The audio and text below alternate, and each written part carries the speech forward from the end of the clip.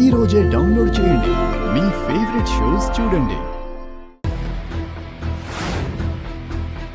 పొద్దు పొద్దున్నే అమ్మవారిని ఏం కోరుకుందామని వచ్చావు? ఇది కలకాలం బాగుండాలని కోరుకోవడం తప్ప అంతకు మించి ఇంకేం కోరికలు ఉండవు నాకు.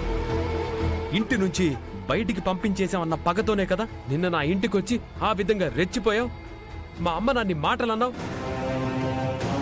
నువ్వు చేసిన పనికి నా తల్లి మనస్తాపం చెంది ఎంత దూరం వెళ్ళిపోయిందో తెలుసా? ఆత్మహత్య చేసుకోవడానికి వెళ్ళింది.